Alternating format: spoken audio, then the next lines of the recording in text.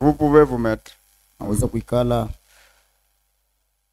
Je regardais et j'entendis la voix de beaucoup d'anges autour du trône. Ilikuwa naangalia na nikasikia sauti ya malaika wa mingi kando kando ya kiti ya enzi. Et des êtres vivants et des vieillards. Na wale wa mitume walio hai na wazee. Et leur nombre était des milliards. Na wingi bwapo barikuwa maelfu na maelfu. Et des milliers. Na mamia. Il disait d'une voix forte. Na akaanza kusema kwa sauti ya nguvu. L'agneau qui a été immolé ule mwana kondoo alichinjwa est digne de recevoir la puissance, anastahili kupokea uwezo, la richesse, utajiri, la sagesse, hekima, la force, nguvu, l'honneur, heshima, la gloire tukufu et la louange. na sifa. Et toutes les créatures qui sont dans le ciel, na viumbe vyote viko mbingu, sur la terre, dunia, sous la terre, na chini ya dunia, sur la mer, na pabali, et tout ce qui se trouve, na vyote bikwamo. Je les entendis qui disaient Kiwashikia weko nasema à celui qui est assis sur le trône, weko nasema kwa hula alikuwa akisha kuikala pa kiti cha enzi, et à l'agneau, na kwa mwana kondo, soit la louange, utukufu kwako, l'honneur, heshima, la gloire uwezo, et la force na nguvu au siècle des siècles. milele na milele. Et les quatre êtres vivants disaient na wale Amen. walikuwa nasema et le vieillard se prosternèrent na et wazee adorèrent. walikuwa na kinama na kuabudu. Bwana, Bwana, unikumbuke, Bwana, Bwana Yesu unikumbuke, oh Bwana, Bwana wangu unikumbuke, uliko mbinguni, oh Bwana, Bwana, Bwana Yesu unikumbuke, Bwana, Bwana Yesu unikumbuke, oh Bwana, Bwana wangu unikumbuke, kule mbinguni.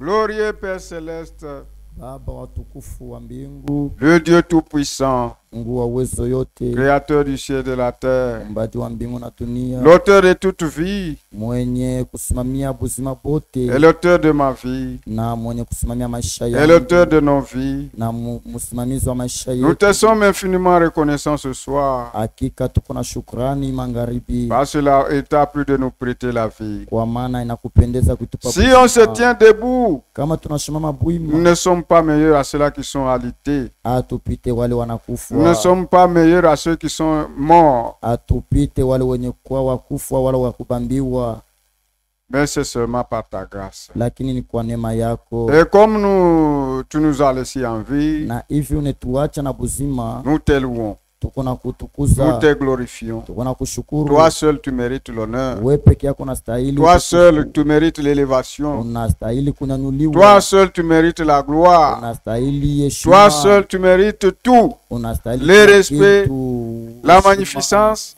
la utawala, grandeur, ukubwa, la hauteur, l'élévation au siècle des kila siècles. kitu, kila Tu mérites d'être loué. unastahili Car utukufu, toi-même, tu as versé ton sang. kwa maana ulimwanga damu Pendant yako, que nous étions esclaves du wakati péché, kwa watumwa wa dhambi, tu as versé ton sang ulimwanga damu yako, pour nous libérer. juu ya kutuokoa, Et nous sommes libres du na tuko péché. huru kwa dhambi. Tu nous as retourné la vie que nous avons Umeturudisha perdue, uzima ile tulipoteza, la vie éternelle, uzima wa Seigneur. milele Bwana. Tu nous as tout retourné. Umeturudisha. Merci pour l'œuvre de Asante kwa Golgotha. ajili ya kazi ya Nous Golgotha. manquons de mots avec lesquels Tunasema nous pouvons exprimer notre reconnaissance envers juu ya toi. kuonesha kile ulifanya kwa Seulement, ajili yetu. Tu es nos âmes. ili Domine nos âmes. Domine notre esprit. Et conduis-nous sur cette terre. Car sans toi, nous ne pouvons rien faire. Nous attendons à toi. Je voudrais parler à ton peuple. Que tu descendes et que tu parles toi-même à ton peuple. Si moi je parle, c'est la mort. Mais si toi tu parles, c'est la vie qui va se manifester. Nous attendons à toi. Ceux qui sont venus malades, que tu puisses les guérir, Seigneur. Ceux qui ont des divers problèmes, qu'ils trouvent solution à leurs problèmes. Ceux qui ont besoin du Saint-Esprit, accorde-leur le Saint-Esprit. Tes enfants ont crié depuis le matin jusqu'à ce moment. Toi, dans la hauteur de ta sainteté, écoute leurs prières et exauce-les. Glorifie-toi en toutes choses, du début jusqu'à la fin, au nom de Jésus-Christ. Amen. Amen. Que la chorale nous chante le cantique Wimbo Kovu, si c'est 141. Moko ziwe tu, amen. Nous les louons, ils méritent la louange. Anastahili sifa.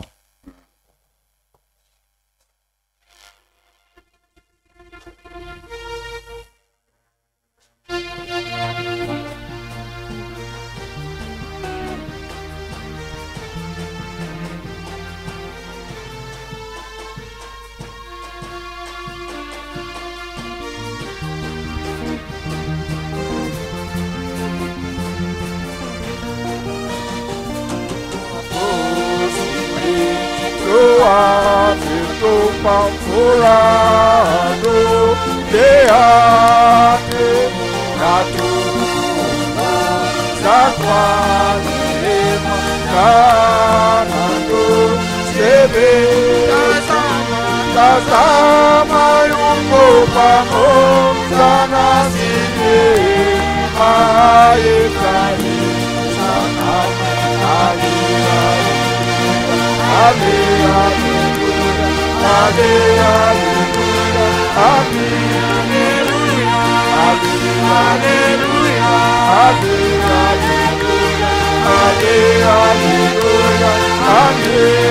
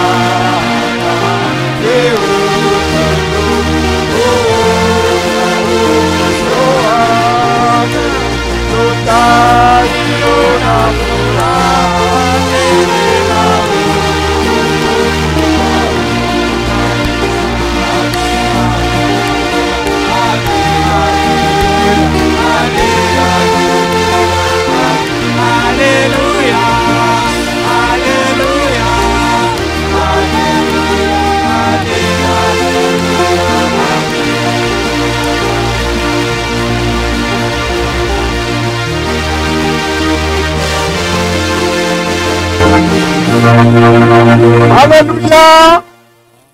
Il mérite la louange pour l'œuvre de Golgotha. Nous étions esclaves du péché. Nous étions dans la mort. Mais lui, il a versé son sang et il nous a libérés. Nous sommes libres à jamais et libres du péché. Nous revenons on était en train de parler de l'agneau. Maintenant, nous revenons d'abord au verset 5. Verset 5. Apocalypse 5, verset 5. Et l'un des veillants me dit, ne pleure point, voici le lion de la tribu de Juda, le lion de la tribu de Juda, le rejeton de David, a vaincu pour ouvrir les livres, et c'est cette source. On dit, le lion de la tribu de Juda. Mais curieusement, on a vu l'agneau.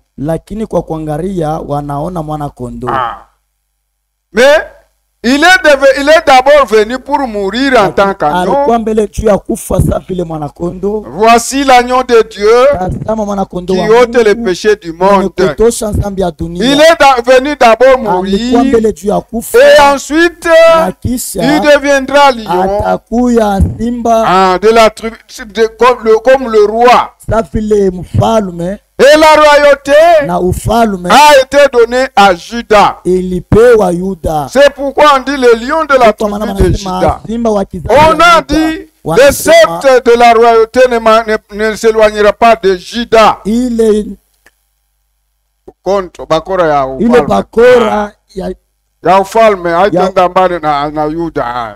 ne s'éloignera pas de Juda. Et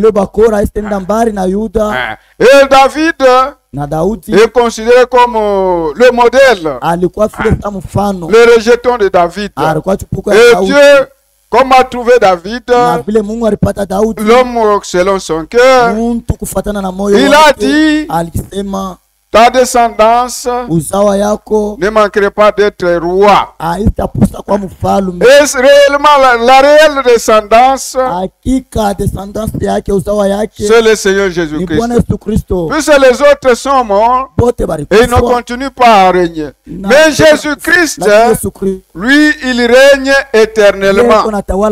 C'est pourquoi ce jour-là, on a dit, tu lui donneras le nom de Jésus-Christ, celui qui va sauver son peuple des péchés. Il régnera sur le trône de David. Il régnera éternellement. C'est un descendant de David. Bien qu'il était Dieu, créateur du ciel et de la terre, pour venir naître, pour nous sauver, il est venu dans la tribu de Juda. Et c'est dans la tribu de Juda qu'il y a la royauté. Et il régnera. Quand il va quitter le trône, il sera le lion. Il sera roi. Et dans le millénium, il va aussi régner comme roi de paix.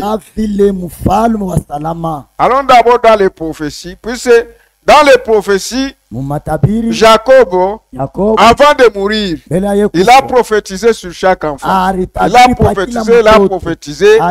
Arrivé chez Juda, on lui a donné la royauté.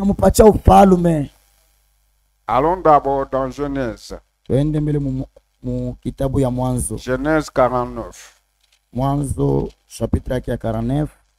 Nous prenons le verset 9, nous descendons.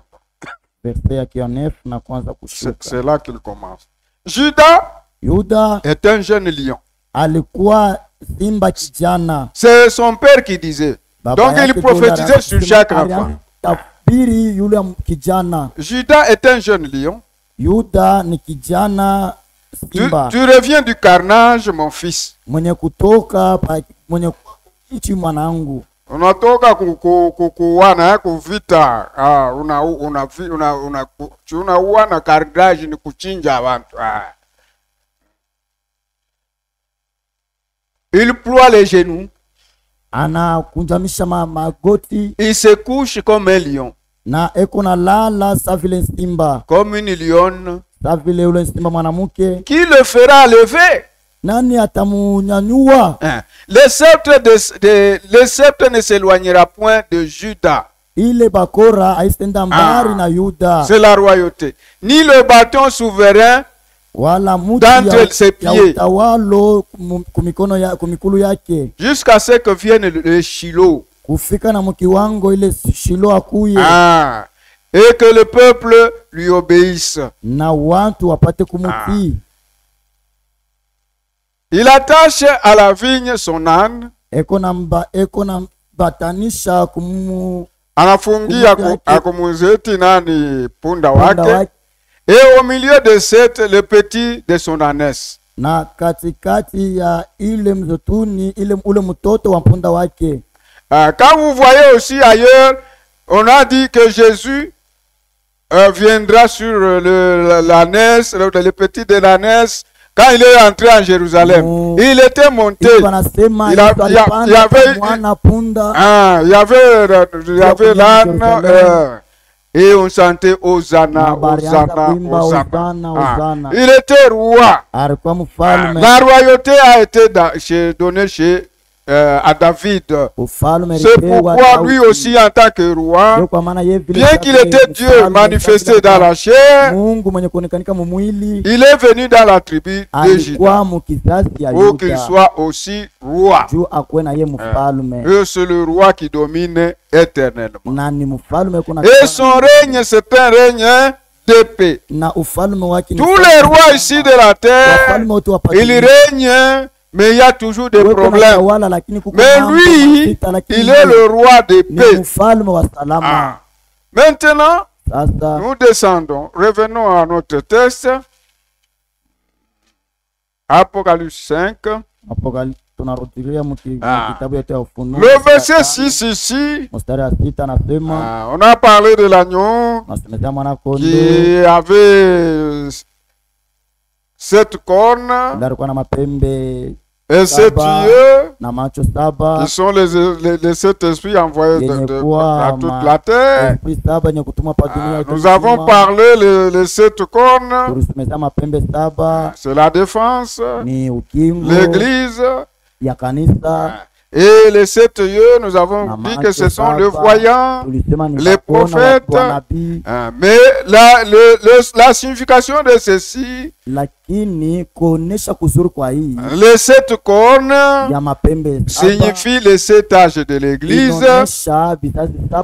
Et les 7 yeux signifient les 7 messagers. Et l'esprit, nous avons dit, ce n'est pas cet esprit, c'est le même esprit qui a été envoyé 7 fois. L'esprit de Dieu qui a été envoyé 7 fois. Selon les âges de l'église. Maintenant, nous allons au verset 7. Il prit le livre de la main droite de celui qui était assis sur le trône. Quand il eut pris le livre, les 4 êtres vivants et les 24 veillards se prosternèrent. Et nous avons dit, celui à l'agneau qu'on a adoré,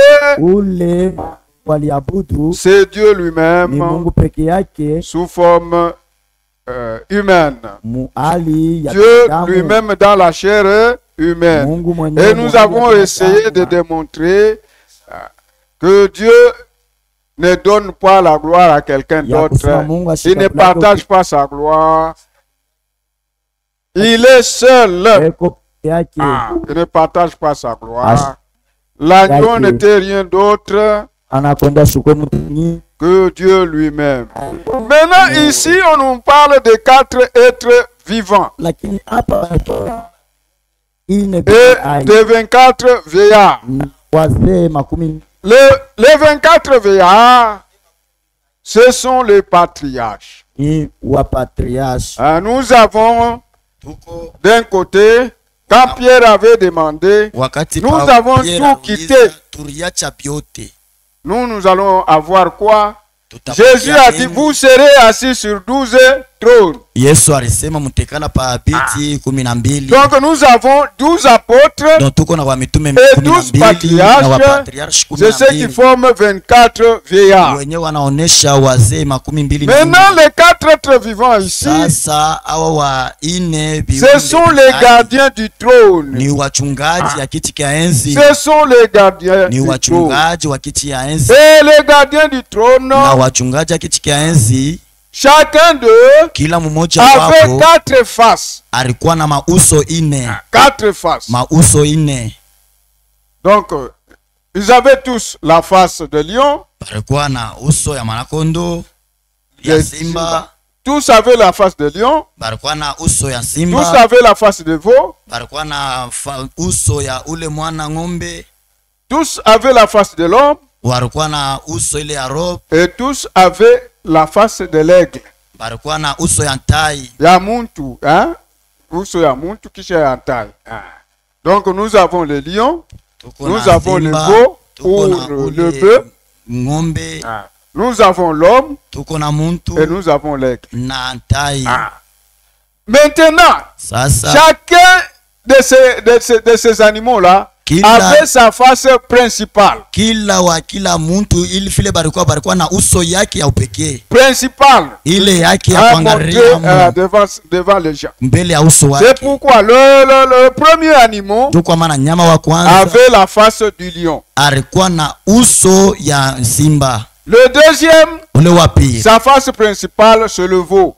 Ile uso ya ye kuangalia marikuwa ng'ombe. Le troisième, sa face principale, c'est l'homme. Uso yake ilikuwa ni muntu. Et le quatrième, na wa mwisho, sa face principale était l'aigle. Uso yake ya kuangalia parikuwa ntai. Disons d'abord Ézéchiel. Tutasoma Ezekiel. Ézéchiel 1. Ezekiel sura ya kwanza. Nous sommes au verset 5, nous allons descendre jusqu'à 10. Mstari wa 5 na tutaanza kufika et puis nous allons lire le verset 14. Tutasoma na 14. Au centre encore, katikati tena apparaissaient 4 animaux. Parianza kuonekanika wanyama 4 dont l'aspect avait une ressemblance humaine. Wale mauso yabo mfano yabo ilianza kufanana ya mtu binadamu. Chacun d'eux avait 4 faces. Kila mmoja wabo alikuwa na mauso 4. Et chacun avait 4 ailes. Na kila mmoja alikuwa na mabawa 4. Leurs pieds étaient droits. Mikulu yabo ilikuwa ya kunyoloka. Et la plante de leurs pieds était comme celle du pied d'un veau. Na ile kunyoloka kwa mikulu yabo kurukwa kwa kurefu sa vile mikulu ya ng'ombe. Ils étaient comme des lérins polis. Barikuwa sa vile shaba yenye kwa ya moto. Ils avaient des mains d'hommes sous les ailes à leurs 4 côtés. Barikuwa na mikono ya wantu yulu ya mabawa kumangambo yabo. Chini ya mabawa kumikono yabo. Ngambo yote ine. Et tous les 4 avaient leur face et leurs ailes. Na bote ba 4 barikuwa na mauso yabo na mabawa yabo. Leurs ailes étaient jointes l'une à l'autre. Mabawa yabo ilikuwa ya kubambana moya na ingine. Et ne se détournait point en marchant. Na abakwanza kugeuka wakati bakianza kutembea. Mais chacun marchait droit devant soi. Lakini kila mmoja alianza kutembea mwenye kunyoloka mbele yake. Quant à la figure de leur face, ya kuuso ya umbo wa uso yabo, ils avaient tous une face d'homme. Bote barikuwa na ali uso ya muntu. Tous une face d'homme. Bote barikuwa na uso ya muntu. Tous 4 une face de lion. Bote 4 na uso ya simba kuume kwabo. Tous 4 une face de bœuf à gauche. Bote 4 kushoto uso ya ng'ombe. Et tous 4 une face d'aigle. Na bote 4 barikuwa na uso ya mtai. Et les animaux couraient, 14, les animaux couraient et revenaient comme la foudre.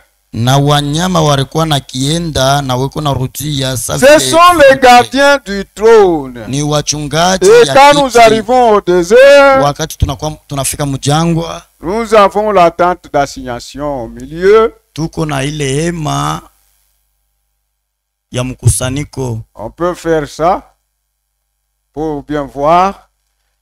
Et les enfants de Dieu, le peuple d'Israël, campaient tout autour. Ici, à l'Orient, à l'Est, il y avait Juda. Juda, plus 2 tribus. Deux autres tribus.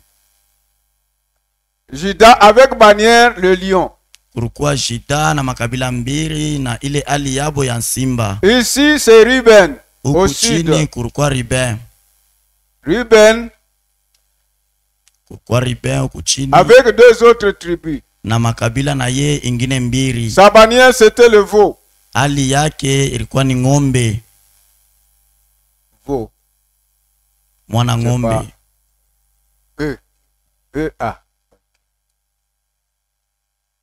Le veau. Et ici, c'était Ephraim. Avec 2 autres tribus. Sa bannière, c'était l'homme. Bendera yake. Donc, huyu Juda, bendera yake ni simba. Huyu bendera yake ni mwana kondo. Mwana ngombe. Simba la ngombe. Ou bien ngombe.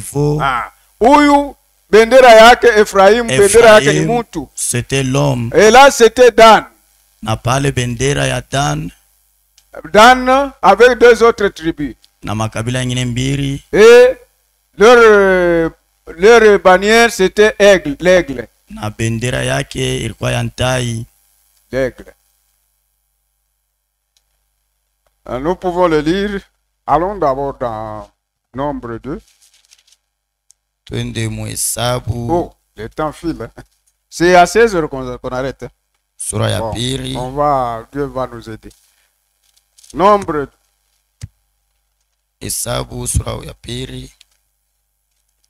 Nombre 2.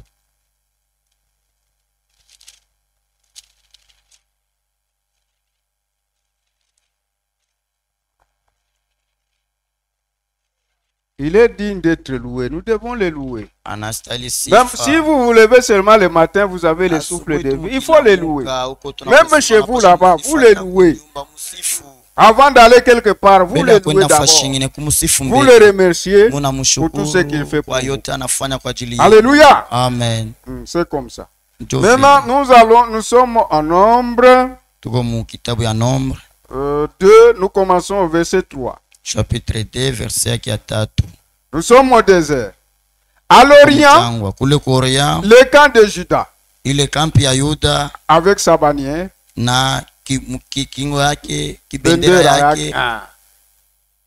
à l'Orient, le camp de Juda avec sa bannière, et avec ses corps d'armée. Nous sautons. Nous allons au verset 5. À ses côtés campera la tribu d'Isaacar. Ngambo ya pili kutalala kule famille ya Isaacar. Et au verset 7 on dit, puis la tribu de Zabulon. Na verset 7 wanasema kisha na kabila Zabulon. C'est Juda qui est à la tête avec deux tribus. Donc Isaacar. Donc c'était 3 tribus, 12 tribus. C'est tout le. Donc kila kabila moja na makabila mbili patatu yote inaonyesha 12. Nous avons Juda, Issachar et Zabulon à l'est. Ouest. Nous allons au verset 10. Au midi. Midi c'est le sud. Ici, le sud. Nous quittons l'est, nous allons au sud, nous allons remonter à l'ouest et puis terminer par le nord. Amen. Donc, au midi, le camp de Ruben avec sa bannière et avec ses corps d'armée. Maintenant, 12. À ce côté camperont la tribu de Siméon. Kuingambo kuna laria kabila ya Simeon. Puis la tribu de Gad. Kisha kabila ya Gad. Donc ici au sud, nous avons Ruben. Donc au sud il y a Ruben. Nous avons Siméon. Siméon. Et nous avons Gad. Na Gad. Maintenant à l'occident, à l'ouest, nous avons le camp d'Ephraïm. Ephraim. Avec sa bannière. Na bendera yake. Avec ses corps d'armée. Na jeshi yake ya vita. 20. À ce côté campera la tribu de Manassé. Kuingambo kutaikala kabila ya Manassé. 22. La tribu de Benjamin. Na kabila ya Benjamin. Donc à l'ouest, nous avons Ephraim. Nous avons Manassé. Et nous avons Benjamin. Et Benjamin. Ici à l'ouest. Ouest. 25. Au nord.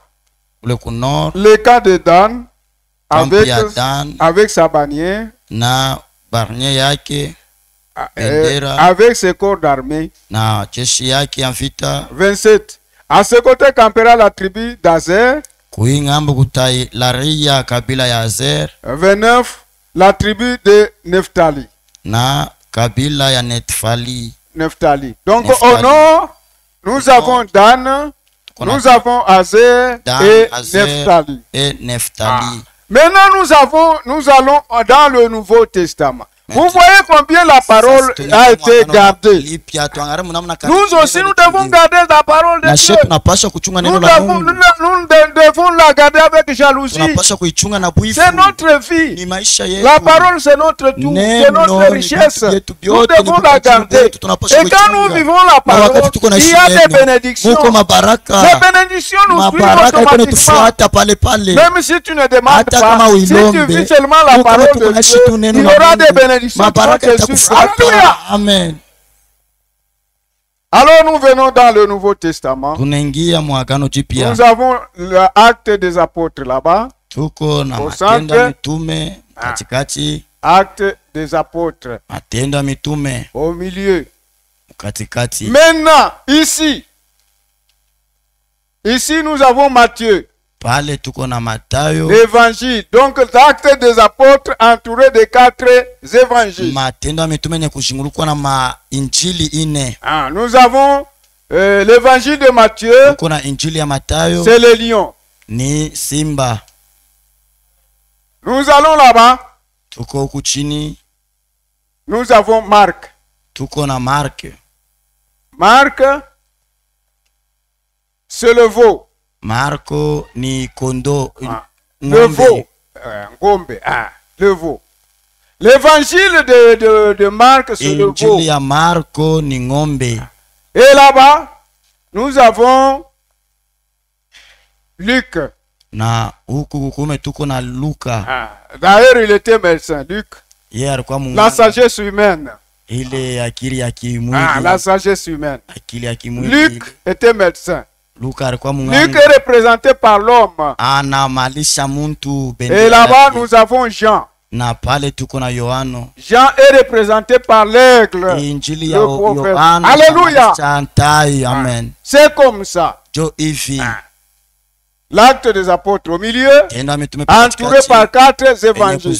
Vous voyez combien la parole est bien gardée. Dieu veut sur sa parole pour l'expliquer. Il veut sur sa parole. Et sa parole n'est rien d'autre que Dieu lui-même. Alors quand nous allons aussi dans les âges, dans les âges de l'Église, quand nous allons dans les âges de l'église, nous avons le lion. Le lion, prenons les âges de l'église.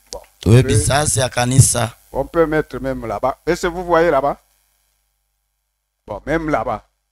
On peut mettre ici. Bon, résumons seulement 1, 2, 3, 4, 5, 6, 7. Les lions, Simba, il prend 3 âges. anabeba vizazi tatu. Le lion prend 3 âges. Simba anabeba vizazi tatu. On verra au fur et à mesure qu'on va avancer, vous verrez ça. Le lion prend 3 âges. Simba anabeba vizazi. Éphèse, Smyrne et Pergame. Smyrne na Pergame. Le lion. Simba. Et le bœuf ou le veau na ngombe prend l'âge de Thyatire. Anabeba kizazi ya Thyatire. Et l'homme na muntu. L'homme c'est le temps de Luther et Wesley. La sagesse humaine. Ça prend Sardes et Philadelphie. Anabeba Sardes na Philadelphie. Et l'aigle nantai. L'âge de la Odyssée. Anabeba kizazi ya Laodikia. L'aigle, c'est l'âge de la Odyssée. C'est là où se trouve frère Branham. Avec l'esprit de l'aigle. L'aigle voit loin. C'est un prophète.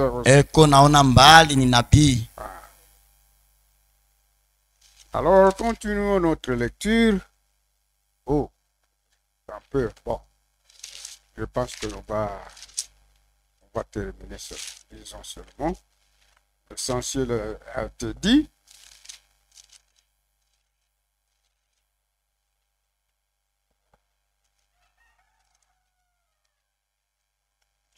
Ok. Quand il eut pris le livre, les 4 êtres vivants et les 24 veillards se prosternaient devant l'agneau, tenant chacune une harpe, tenant chacun une harpe, et des coupes d'or remplies de parfums. Ce sont les prières des saints. Ils chantaient un cantique nouveau en disant, tu es digne de prendre le livre et d'en ouvrir les sceaux, car tu as été immolé et tu as racheté pour Dieu par ton sang des hommes de toute langue, de tout peuple et de toute nation. Mataifa yote. Si Jésus n'était pas mort, nous n'allions pas être rachetés. C'était le jubilé. Quand Dieu te libère du péché, c'est le jubilé. Et c'est le grand miracle qui dépasse tous les autres miracles. Le pécheur qui se convertit. Le pécheur qui se convertit. À cause de la mort de Golgotha, c'est pourquoi, pendant qu'il est temps, nous devons croire au Seigneur Jésus-Christ. Et quand lui-même il est ressuscité, il a dit aux apôtres, allez par toutes les nations, prêchez la bonne nouvelle. La bonne nouvelle de la souffrance et la mort de Jésus-Christ pour ton péché. Il t'a libéré. Et désormais, tu es libre. Tu es libre. Et si le démon te domine, parce que toi-même, tu ne sais pas prendre ta position. Il t'a positionné. Tu es libre du péché. Et même quand le diable vient, Dieu t'a donné le pouvoir de marcher sur les serpents, sur toute la puissance de l'ennemi. Et il dit aucune chose ne peut vous nuire. Aucune chose ne peut vous nuire. Alors, il nous a fait un royaume de sacrificateurs. Nous sommes des sacrificateurs. Nous sommes un royaume et des sacrificateurs. Nous prions les uns pour les autres. Quand ton frère est malade, tu pries. Tu élèves ta voix. Dieu va t'écouter et il va t'écouter et la personne sera guérie. C'est pourquoi nous donnons des requêtes. Puisque nous sommes un royaume de sacrifice. Alléluia. Nous sommes un royaume de sacrifice. Quand ça ne va pas, les sacrificateurs, ils se réunissent. Ils s'élèvent la voix. Leur voix arrive au trône de grâce. Et Dieu exauce. Alléluia. Amen. Nous sommes un royaume de sacrifice. Il nous a fait un royaume de sacrifice. Et il a sauvé tout le monde. Et il a dit, c'est lui qui croira et qui sera baptisé sera sauvé. Et celui qui refusera sera condamné. Condamné pourquoi? On t'a offert seulement la grâce, mais toi tu as refusé. Dieu a fait tout au calvaire. Il te dit quoi? Et tu seras sauvé. Et tu auras le don du Saint-Esprit.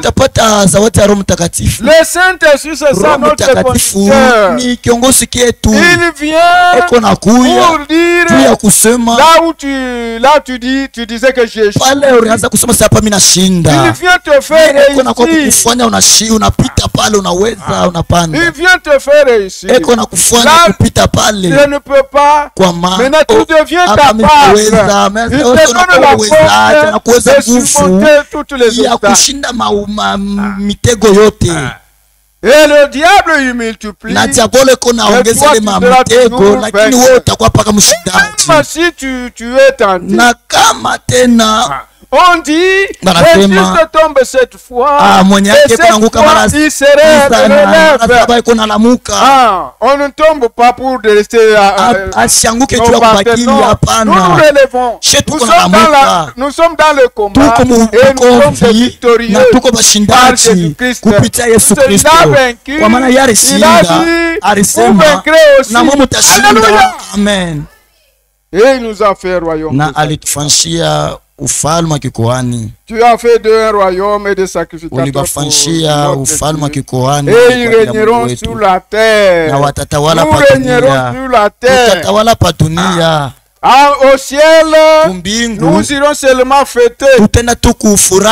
On va fêter là-bas. Et puis on va rester sur ces 7 ans.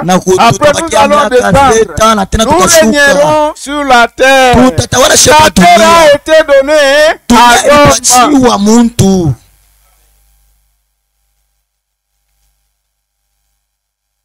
Et j'ai regardé et j'ai entendu la voix de beaucoup de d'anges autour du trône et des êtres vivants et le nombre était de milliards, des milliers et des milliers. Il disait d'une voix forte, l'agneau qui a été immolé est digne de recevoir la puissance. Il est digne de recevoir la puissance. Il est digne de recevoir la richesse. Il est digne de recevoir la sagesse. Il est digne de recevoir la force. Il est digne de recevoir l'honneur. Il est digne de recevoir la gloire. Et il est digne de recevoir la louange. Nous devons les louer à tout moment. Alléluia. Amen. Et toutes les créatures qui sont dans le ciel, et sur la terre, et sous la terre, et sur la mer, et tous ceux qui se trouvent, je les entendis qui disaient à celui qui était assis sur le trône, et à l'agneau, soit la louange. Nous devons louer l'agneau, et l'agneau n'est rien d'autre que Dieu lui-même dans la chair humaine. Nous devons les louer. L'honneur, nous devons l'honorer. La gloire, nous devons lui rendre gloire. La force, nous devons lui rendre la force au siècle des siècles. Et les 4 êtres vivants disaient Amen. Et les 24 et les et l'adorèrent. On peut chanter quel est cet homme de Jésus. Tunaweza kuimba ni